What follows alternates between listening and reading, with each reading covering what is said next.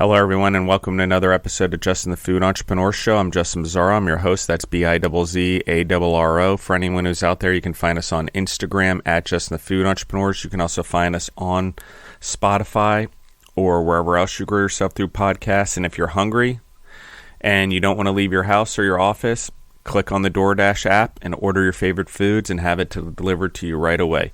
So with that being said, I have Mrs. Spudz back from Brooklyn, New York for a part two. So let's just jump in right where we left off. I'm going to just have you continue to tell your story. I think we all remember where you left off, but go ahead and just let's jump right into it. So eventually after this nagging dream about French fries, as you grow, you have to take, as you grow, life is happening, right? What are you going to do next? Right. And my life is like a lifetime movie that never ends. I'm always looking for the next experience. I'm always open and willing to try new things. But I had to bet on myself. Like I was over the job. Like I worked in corporate. I hated the politics. I eventually wanted to be my own boss. I don't want to take orders from people who don't care about me. They just care about the bottom line. They just care about getting the job done. And I get that, but you're not tapping into me and understanding what I'm putting into this, right? Why I do it the way I do it. Why I don't want to do it the way the person that before me did it, right? Because you have to have your own personal touch or your imprint. And they're just, to me, and that mattered to me. Like when I work, I need to be connected. And this is something that I've learned over the years, why certain places didn't work for me, why certain places I don't go to, certain people I don't mingle with, because if I'm not able to connect, if there's a disconnection, it just doesn't work for me. It just shifts my energy. It doesn't allow me to present my best self, my best product, the words that come out of my mouth, the feeling that I'm feeling, like all of this stuff matters to me, So I said, well, what am I going to do? Can I do better? Am I going to be an employee for the rest of my life? I just didn't want that. I just didn't see that for myself. I didn't see myself retiring in somebody's company and getting a watch that's going to tarnish in 5 years as a thank you gift. Like I did not want that for myself. So I said, the world is my oyster. I'm reading books and I'm listening to lectures talking about tapping into your own, potential. Who are you? What can you contribute to the world? And that was my visual. What can I contribute to the world, not just the person in front of me? What am I going to leave to the world? My children, my grandchildren, my family. What am I going to do to make people proud? That's the stuff that mattered to me, And it started with the French fries. It started with the French fries. So I had to tap into that and say, you know what? If the vision keeps coming, it's saying something to you. It's not to get rid of the vision, but to activate, because this is something that you love. Do what you love. Do what you love. And so I got into a community program called the WEBO, Workshop in Business organization, that helps young entrepreneurs or people starting a business start and grow their business. And it was a 12-week program that I attended twice a week for a few hours. And it helps you build your business plan and work your business idea from inception to launch. And it was the most wonderful thing because I didn't know that I had a full thesis. I didn't know that I actually had a plan. Like my idea is doable. Like, whoa. And it helped me think this all out. Like, I can really sell my French fries, make dipping sauces, because I was always playing with food. So by the time I started this program, I think I had about 4 or 5 additional new dipping sauces, because I play with food. I love food, right? And I said, I love the dipping sauces because I think they're essential as well. The French fries are meant oh to my transport God. sauce, just like bread's meant to transport butter. Hello, you tell it. Okay. Like when you realize that ketchup is the least of the potential to enjoying a French fry, it just opens your world up. So I finished when I went through this program, and we had our think tank, right? So I had my entire class come to my house, and we did a tasting. And we sat around my table, and this should tell you something about me. Like my dining table is not square, it's not rectangular, it's round because everybody's the head. Everybody, like we should all be connected. There's something meaningful to that with that about me. Like when you're sitting at a table with a group of people, I prefer to sit at a round table than a square table That's because why, you can see people so much easier, right? yeah, that's why So we're King sitting, Arthur had a round table. Even though he was king, he wanted everyone at the table, all of his knights, to all be equal to him in opinion and input. So there you go, I love it. right? Go on, yeah. So we're sitting around and, they're already excited. My classmates, we all have our different business, different ideas, but they're so excited about my business because they heard the passion with which I express and explain each point, each, chapter of how I'm going to build this business. And then when I explain to them the dipping sauces, they're like, girl, call me when you open. I want to be at your launch and blah, blah, blah. So when we finally had the taste testing, everybody came, we sat around the table. I made French fries, I made the dipping sauces. And when I tell you the experience, what took place for about I don't even want to say it, it went on into the night. We sat and we talked and they played with the sauces and they're like, more fries, more sauces, more fries, more sauces. I remember walking into the back of my house and I'm coming out and I'm watching them. I'm watching them over my food. And it was no longer about the food, but about what was happening with my community. Yeah. How time just Yeah, I love this. disappeared. Oh my God. I was like, I said, it's like, I'm getting verklempt right now. I said, this is what I want for my business. I said, this is my business, bringing people together, Yeah, being with who you want to be with, right? Whatever absolutely. problem anybody had before they came to my home disappeared. Whatever issue they had disappeared. We were who we wanted to be with in that moment with good food and good people. I said, that is my business. Yeah. I love this. So what were the four sauces that you started off with? We had Grandma's Original, of course. We had mango chutney, peach apricot, and creamy jerk. So I had to have one mild, one sweet, one spicy, and one tangy. I said, Very, because it only makes sense. I had to cover everybody's palate. I'm like, what am I going to do? So you had your spicy, that jerk. Oh my God. Oh my God. The mango chutney. They're like, who knew you could put fruit on potatoes?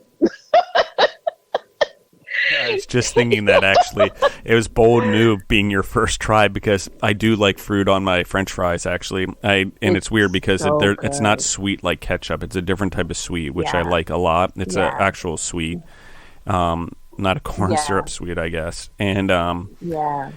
I love that. Like, okay, so how do you develop the menu from here? What steps do you take from here? I mean, how do you even launch a business still from this point? You're still in the very early stages. You're doing the workshop. Yeah. You're doing a business plan. So, like, how do you keep going from here? So what I decided to do, because I didn't know, I was still I didn't know how to go about getting, I'm still focused on getting this cart, but I didn't know how to go about getting it. How do I go about having one built? What's the schematics going to be? Like, am I really about to put like a pan of hot oil in the street, just bubbling oil in the street? You have to really think these things out, right? You have to protect yourself in the public. So I'm thinking about how am I going to really do this? So I said, you know what, the best opportunity just came to me. Someone offered me, invited me to a farmer's market, which is about 2.5 miles from me, called East New York Farms. And they have been doing this farm, which still blows my mind. They have been doing this farmer's market for over 25 years and nobody in my community knows about it. I'm like, well, come on, folks, we have to do better, right? I said, you know what? And because this is the beauty of it, the fact that I didn't know about it made it a beautiful thing, because I said, I'll start small. I don't want such exposure, you know? I don't want to get scared. I don't want to disappoint. I don't want to do, I don't want it to go well. I don't want to flop. So I said, you know what? I'll do this where nobody really knows me.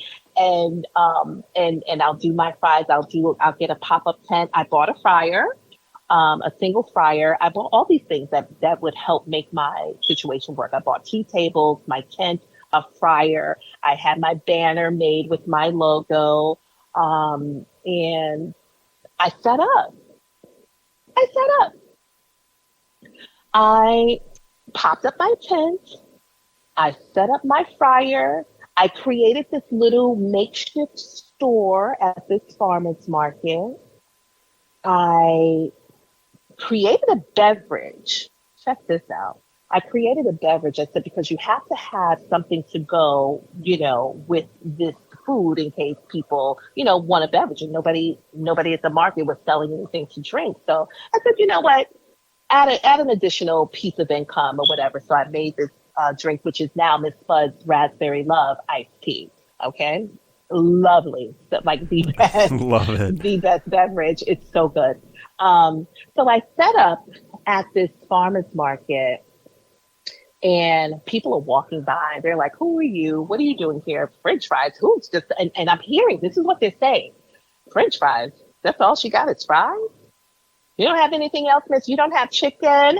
You don't have a hamburger? You don't have hot? I said, no. I said, and the thing at that time, I did not eat meat. I was pretty much a vegan. I was mostly pescatarian, really. I ate fish. So I'm not I'm like, ma'am, you don't want me to make you a burger. Promise. It'll look pretty on the outside, but very bloody on the inside. I don't eat meat. I don't cook the stuff. So, but try the fries, right? So I said, you know what, in order to quell this, to stop the talk, right, you have to engage, right? I was a little nervous about it, but I said, tap into yourself. I'm a very outgoing, engaging, and, kind of person. I love people. Tap into that. Don't be afraid of them. They're probably as afraid of you as you are of them. And I said, make some samples. Let them try it. So I started frying the fries. You know how the fries smell once you start cooking them, right? Man, I'm drooling. I'm sorry if the microphone shorts out. I'm sorry, guys. I'm sorry if the mic shorts out. You know what started happening once I started dropping the fries, right? Yeah, no one cared if there was any additional things for the items, whatever. Not at all. Not at all. And the fact that they saw the samples, they saw free. Okay? They saw free. And they saw, let me see, let me try it. And as they're sampling, I'm explaining to them, this is Grandma's original, tell the story about Grandma, the food pantry, me serving the community. I'm telling them about mango chutney, mango with some of the spices. And as they're trying, I wish you could see their faces. They're trying not to be so obvious, but that face that goes, that's interesting. Ooh, that's really good. That's nice. And then you hear the sound effect. Oh, that's nice. You see what I'm saying? And I'm like, I'm getting them. And I'm like, keep talking. Yeah. Next thing you know, I'll take a small, I'll take 2 medium, I'll have a this, I'll have a that, no problem. The one person that ordered, it inspired everybody else who was curious to come over. I sold out every day since. And people have a fear of missing out. Once they see someone go in and commit and they have the smell and then it's in their heads, particularly in food, it works. It's the reason, and back in the day until COVID, well, maybe even a couple things I want to point out to everyone just real quick so I can anchor it for the entrepreneurs. One is grocery stores used to bake bread in the evenings when the grocery stores were the busiest, so everyone would smell bread. And when you smell food, you tend to buy more. And you also don't want to miss out on something fresh. So people would buy fresh bread all the time. That stopped a little bit. This is true. It's also, interestingly, that smell that everyone recognizes in Subway. And I want to talk about the fries also, but in Subway, people recognize the bread cooking all the time. Even though they just did it, it became one of their big profit things. It's really cool that you smell the bread. Even, back in the day, they actually used to blow it outside also so you could smell it walking by, so you'd be tempted to walk in. But they don't allow the hood vents to do that anyway. So these are things that I agree with. And the same with the French fries. I think the smell of a French fry, the appealingness of what's going on there, I just think it lures people in. But anyway, go ahead. You were about to say something. Yeah. It's become one of the staples, the first things that we do when we open. Like before we even open, drop those fries. Drop the fries. And I used because it's the appeal. Yeah. And I used to did fried chicken back in the day, a lot of fried chicken business for about 11 years, but supplying other people with the ingredients and the marinades and stuff like that. I was on the supply side and the fry side, actually. And interestingly, you are 100% right. No one would give two craps about our booth at a trade show or two craps about getting samples from us until we first dropped that chicken and we first dropped the French fries. Once both of those came out and people could smell them and we gave away a free sample, forget about it. We were nonstop booked on sampling, tasting, people wanting to buy it. And we'd even eventually, if we got smart, we'd start selling 8-piece chickens to go and French fry cups, because even at a trade show, people are willing to buy it, even though you're giving it away for free. Be like, oh, I want more than one. Can I buy 8? Okay, yeah, you can buy 8. We're going to pay for this show. So I think that's what we're talking about here. But anyway, go ahead. I just want to anchor that for everyone. And it's the reason like P.F. Chang's became so successful is when they first opened, not P.F. Chang's, I'm sorry, Panda Express. When they went from the Panda Inn Express and into their franchise concept, they figured out that the orange chicken, which is only like it was created at PF. I keep doing that. Panda Express is by giving away the free samples. And once a person had the first taste of what became the final version of orange chicken, the line never stopped. So it's a very effective marketing and advertising thing. But you've got to have a good product. And you've got to have a product everyone's going to enjoy, and that's going to catch on, meaning I don't want to miss out what that person's having. So anyway, go ahead. I'm sorry, I interrupted. Yeah. No, it's quite all right. So we definitely tapped into the FOMO and, people's curiosity.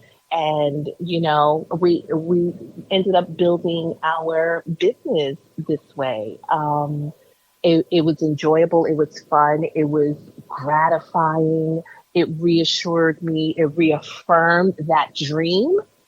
That dream, do what you love. And they saw it. They saw the passion and they enjoyed the food. So I ended up doing the farmers market and additional markets. It taught me to tap into some of the other events that were going on around New York. It completely opened my mind. Like I had no clue, I ended up participating and working at events that I had attended for years, as a patron. Now I'm here selling my product and loving it. And I get it. So because I used to attend these events at a patron, I kind of know what I'm looking for from the merchant, so now I'm a merchant and I know how to sell this product. I know what they're looking for. They're literally taking their time walking through each vendor, seeing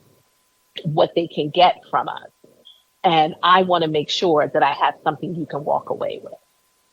And I'm sure that I do. So we had done the table in tent for about 4 years. And a friend of mine, old friend of mine, someone that I had known for 20, 25 years. And I hadn't spoken to him in maybe 9 years. We kind of got disconnected. And he just popped up at one of the events at East New York Farms and, kind of kicked it, and we're like, hey, how you been? What are you doing here? It's like such a surprise. I'm like, what are you doing of all places? Why are you here? Because he lived in another part of New York, like Long Island. And I'm like, what made you come to Brooklyn? Unless you had a real reason. And he was like, nah, I was following you on social media and I saw what you were doing and just came to visit and check up on you, girly, and see how you're doing. And I'm like, oh, okay. So, what can I do for you? Not thinking anything of it. What can I do for you? He ordered some fries and sat because I had seating at this point. Like I created with my table and tent this whole ambiance for my customers. Love like this. I had tables and chairs and like, I don't want you to go. I don't want you to leave. We have music. Like, I know it's the whole farmers market thing, but my space, I'm creating a whole other space for you to like really just chill and hang out with me for a while, so he hangs out with me and, stays for a really, really long time. Then he leaves and then he comes back the following week and then he comes back another week and then he comes back another week. And I'm like, why are you here? Like, it just doesn't make sense, And so then we have this conversation, first he's watching me and I'm super busy. This time I'm working by myself, literally working by myself because I'm not thinking about hiring anybody. This is my baby. I'm doing it myself. I don't know about hiring people or creating responsibilities, to build a team and all that kind of stuff. I'm not doing it. Like my mother came to help one time. She just happened to visit and she saw that I was so busy. So she just stepped in, and I'm like, this is just a fluke or whatever. Not knowing that was a testament to the growth of the business, that I had to think about creating responsibilities and roles for people to hire. So he's watching me. And so once I finally slowed down a little bit, he goes, you really love what you do. I said, I really love what I do. He said, and they love your food. He was like, I'm watching them. He said, I hear them. He was like, you and don't he stop. sees you. And he sees you also. Yeah. That's kind of cool. Right? He's like, I see how he's like, I understand now what you mean when you talk about it. Because, some people talk and they have a little passion and then you don't see the results. He was like, I see it now. He says, I see it. So he goes, so what would it take to open a store? When are you going to get a store? I said, you know what? I made up my mind this year. I was either going to crap or get off the pot. I don't want to, not to be disrespectful to vendors or anything like that. I don't want to play it small anymore because one of the things my customers are consistently saying, where's your store? When are you going to open a store? Right? So if the people are asking that, to me, that's meaningful. And it's been, this is the same question that's been coming, year after year. Yeah, and God speaks through other people, really. Okay. So he says, what does it take for you to open a store? I said about 155,000 and blah, blah, blah. I run all these numbers down because remember, I had taken this Weibo course years prior. So I've been updating my numbers and the business and, everything that I've learned because of this course that helped me really think about my business from A to Z. So when he asked me this question, he goes, well, that's a random number. I said, it's not random. I said, that's exactly how much it will cost to open a store if I were to go that way. He said, well, where would you have your store? So I'm thinking about, different locations and I'm telling him what it needs to look like. It needs to be, high traffic area. I want to work with, in near malls and touristy areas and, Metro Tech and blah, blah, blah. He's like, okay. And, we talk a little more and he finally says, all right, so I'll give you the money. I said, excuse me? He says, I'll give you the money. I said, okay. What do you want? He says, I don't want anything. He said, I want to see you win. He said, I want you to grow your business. I said, that's impossible. I said, so this is what I want you to do. I said, I want you to take a few days and think about what you just said to me. I said, because I'm going to take you up on it. Because remember, I had already made up my mind. I'm going to crap or get off the pot. I was already thinking about, you know what, go get a business loan, line of credit or whatever, start looking for a location and open a business. I've made up my mind I was going to do this. And then here he comes with this incredible offer, which alleviated a lot of the concerns that I had about red tape, about qualifying for a business loan, about all of these things that scared me about opening, right? It's now incredibly unbelievable. It's weird how these things, when we're ready, the doors open for us. Oh my God. Right? So I said, you know what? In my heart, I said, go for it. Go for it. Because God knows me. God knows me better than anybody, right? He knows I'm the kind of person, like, you have to kind of crack me over my head for me to know that it's real, because I'm just going to be like, no, keep questioning. No, I don't think so. No. But when someone says it directly in your face, reaffirms and confirms what you've been thinking and opens the door for you to do that thing, I said, okay. We went through, fast forward, we went through back and forth. Oh my God. This was about 2017, 2018. This was about February or March, and then the pandemic hit. Look at that. It's like, I know. Right? Yeah. He and I, we were looking at storefronts and going over the numbers and everything. Then the pandemic hit. And I said, well, that wouldn't make any sense because they're about to shut the entire country down, right? So my mindset was also, okay, a lot is going on now. We have this incredible, this pandemic where people, lots of people are dying. You don't know what to expect, what's going to happen. But personally, my person, I said, it hasn't happened to me yet. It hasn't affected me yet. We don't know what tomorrow will bring. Move forward. Keep going. And then he said, well, why don't we do a food truck?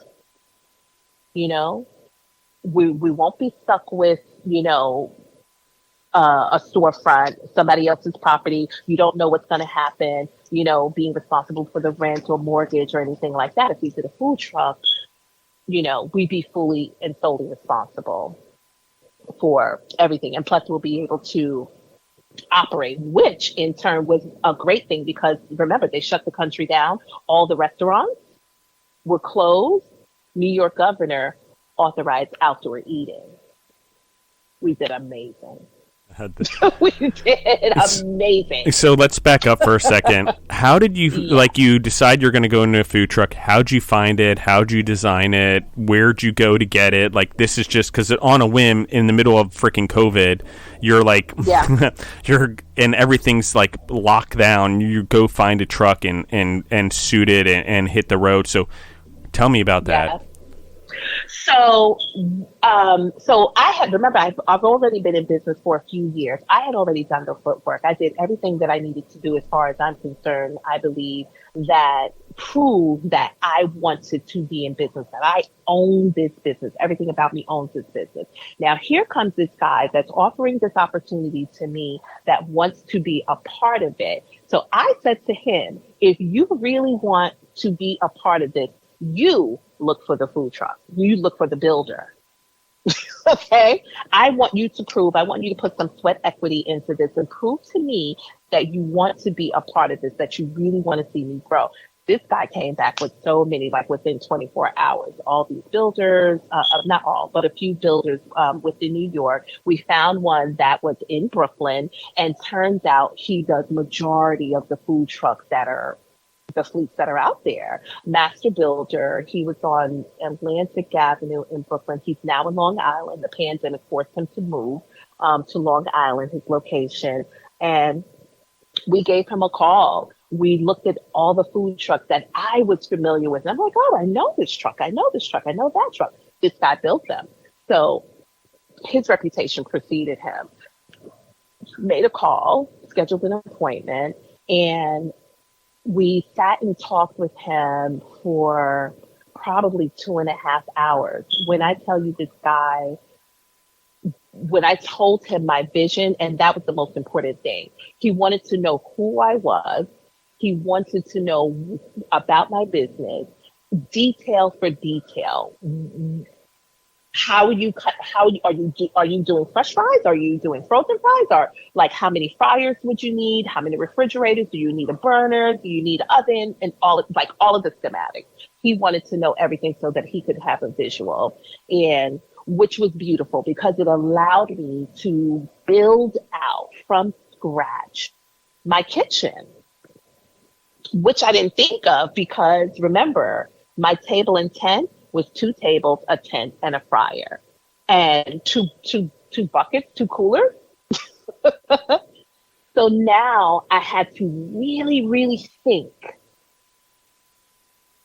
in very fine detail what my business is now going to be because now I'm thinking 150,000 is a lot of money. French fries are not going to pay this back in the timeline that I wanted to pay it back. I want to pay it back in 5 years. So I started thinking, what can we add to the French fry? What will work? Well, I'm a pescatarian. I love fish. I love shrimp. What can you do with fish and shrimp? I'm a creative person. So I came up with the fish taco. I came up with the shrimp taco. I came up with the fish slider. Okay. And what else? The fish and shrimp. The combo, we have fish and fries, shrimp and fries. The combo, the fish and shrimp and fries.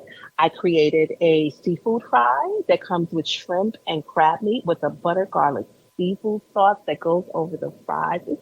This food is amazing. Oh my gosh, I'm going to have to try that. I'm going to have to try that. That's going to be a necessity. This food, when I tell you this food is so good, we are 5 stars on Yelp. We are 5 stars on Yelp. I didn't even know that. I know I was capable. I know I can cook. I know I make my food that I make personally for myself. My food's good. I treat myself good. You know, my boyfriend, like he loves for me to cook. Like it's a creation. It's a spectacle. It's all these wonderful things. I'll never forget when, you know, I'm taking care of my grandmother and I made a dish for her and she said to me, she said, baby, I don't even care how it tastes. The presentation is amazing. Presentation is everything. She said, this looks so good. And then when she tasted it, she was like, this is absolutely delicious. So I say all of that to say, I had to think of additional items to help increase the possible revenue, the potential revenue. So because now I'm only thinking I have to pay this guy back because I hate that. I hate that. Now I'm taking out this. I'm committed to this loan now, and all I want to do is pay it back. So I want to pay it back as soon as I can. And he was very easy. It's the strangest thing. The strangest thing. I expected more, but it was just the paper write-up, which kind of fast forward. Again, we can probably talk later that kind of got us in a little bit of bit of trouble, but nothing major. It's just things that we needed to sort out. But we created an agreement between the two of us that I would pay him back in a certain amount of time with this much interest. He really wanted nothing else. He didn't want anything else. He honestly didn't. But my mindset was pay it off because I cannot stand that. It gives me conniption, right? I need to pay it off as soon as possible. And the only way to do this is to build up the menu. When I built up the menu, it became beautiful. It became a beautiful thing. It became doable. It became staples outside of us being just fries. And I had to remind my staff that I eventually built that, remember, we are a French fry company, which means regardless of the other components, the fish and the sliders and the tacos, these fries need to be perfect every single time. Every single time. Because I understand how people eat. They eat with their eyes first. They eat with their eyes first. And when it Absolutely. comes to French fries, people start picking with the fries. You can take one and put the whole thing in your mouth, or you nibble until the end. They need to be crispy on the outside and meaty on the inside, and just carrying the sauce carries it. Oh my God. I love what I do. I love what I do. I do it with intention, and I do it with you in mind. I honestly do it with my customer in mind. When I hand over that plate or that bag, like, I want you to absolutely enjoy it. Absolutely enjoy it. It has to be the best meal you had for the day.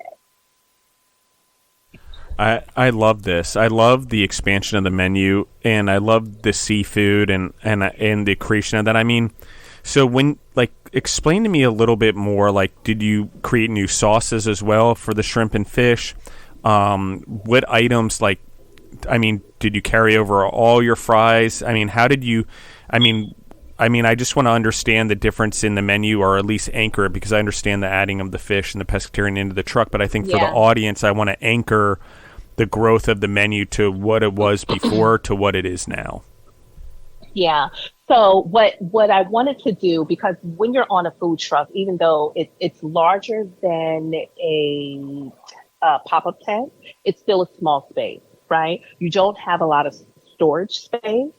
So that forced me, it didn't force me, it just worked out well, that I was able to enter, how do you say this word?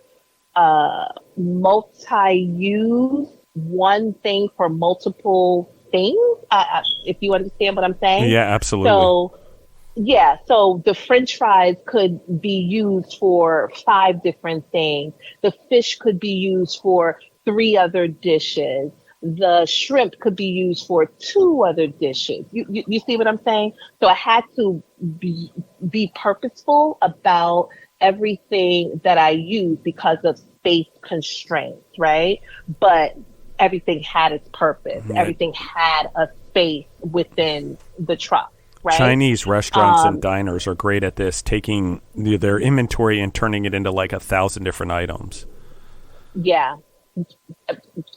I think that's where I got that from, because I used to love Chinese food also. Yeah, me too. But it makes total sense.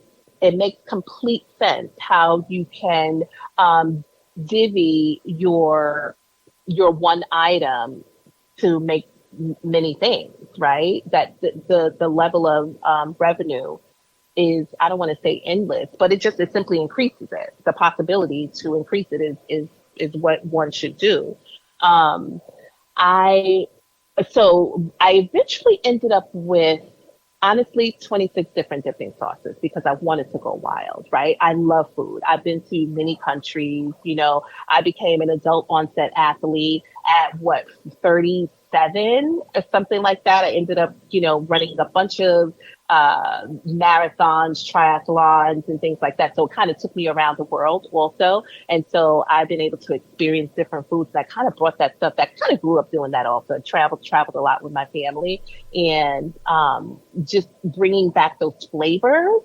I wanted to tap into that and put those in my sauces, because this is the result of my travel and my experiences, and it appeals to my customer base also, who are eclectic, who are very diverse.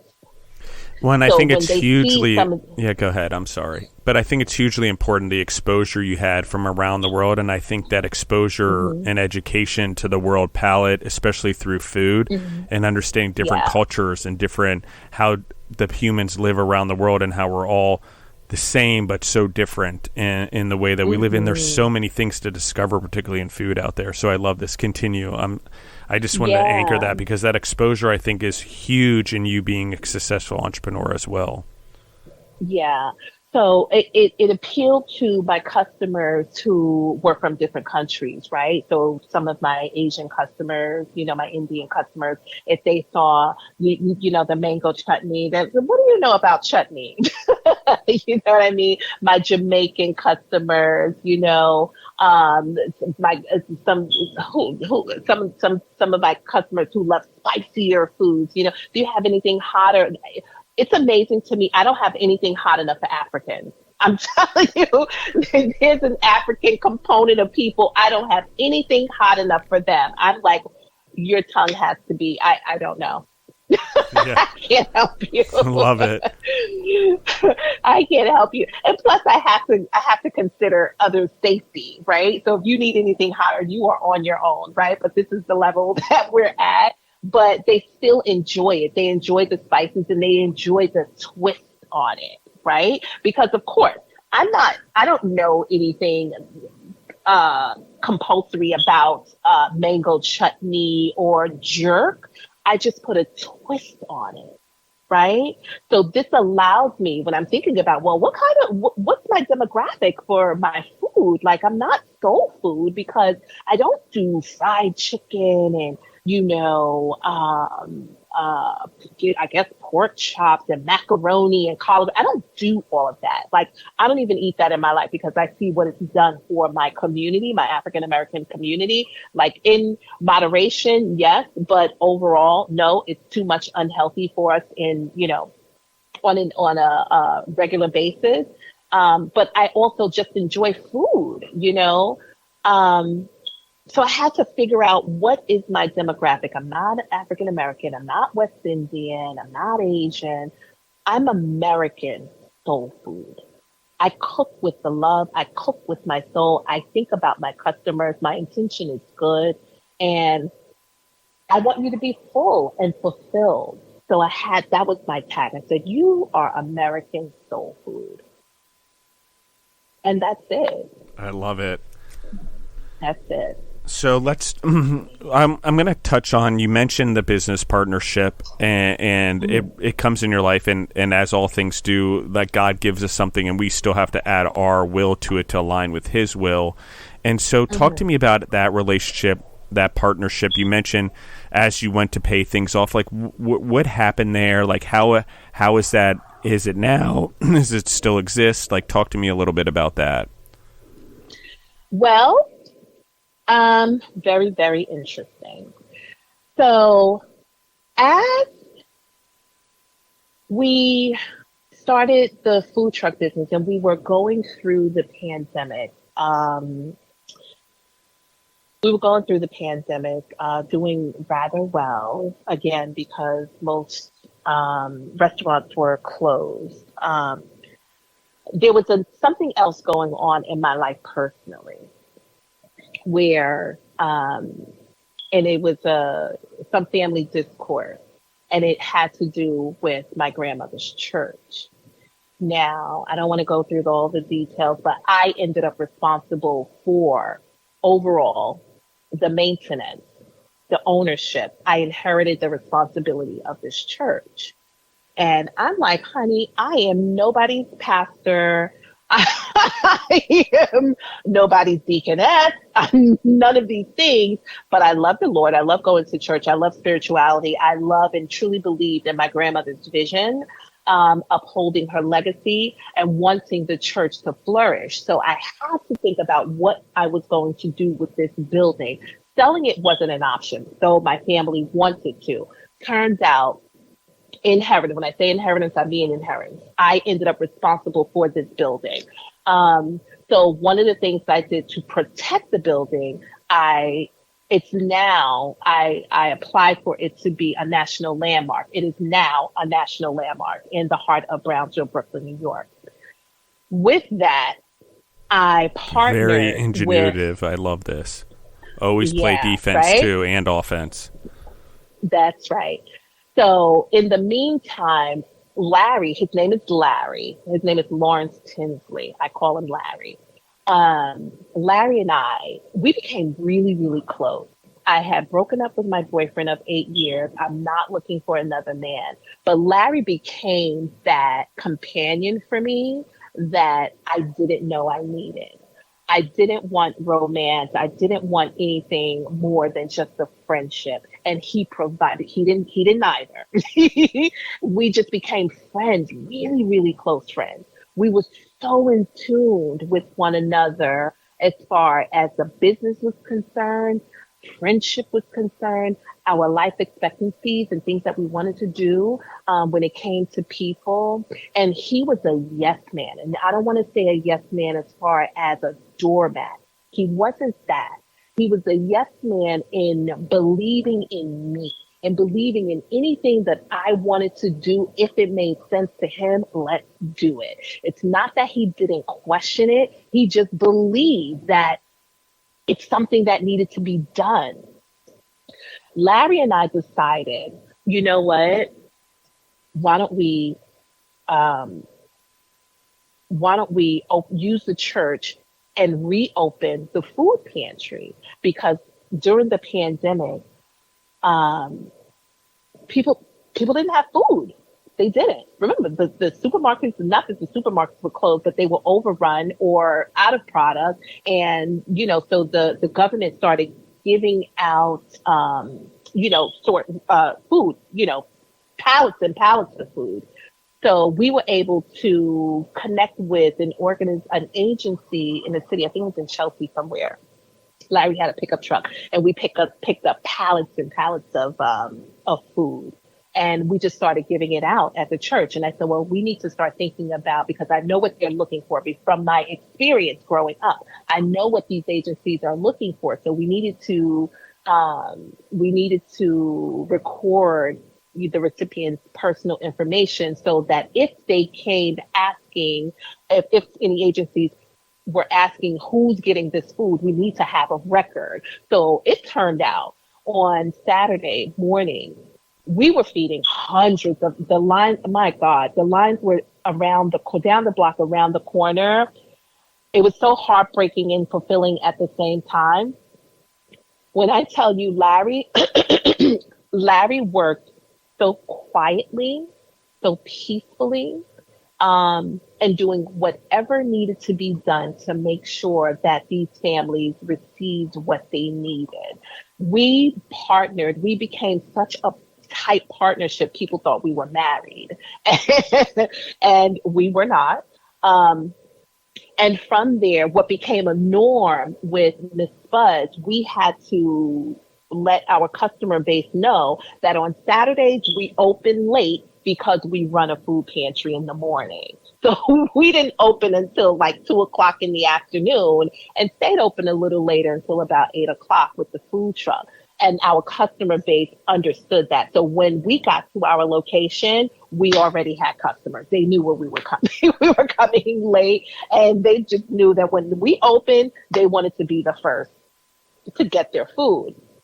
But this was consistently for the last 2 years until Larry was diagnosed with stage 3 cancer, lung cancer, in August, and passed away in November. Oh my gosh, what a awful place to have to end the podcast. We're going to leave everyone on a cliffhanger, but we are out of time, Pippi, and I'm going to have to ask you to come on for a part 3 and just continue to tell the story. Sorry, everyone. I'm going to try to make this quick. Thank you, everyone, for listening in. If you want to listen to us, you can find us on Spotify or wherever else you grow yourself through podcasts. If you're hungry, you don't want to go out, and you're stuck on the couch, use your app, use DoorDash, have food delivered to your home. That's what I do. Also, if you like what we hear, if you want to be on the show, you can find us on Instagram at Justin the Food Entrepreneurs. I love you guys. Thank you for always sharing the episode. Thank you for giving it for 5 stars. Thank you, everyone, for being awesome always. I love you guys, and we're out.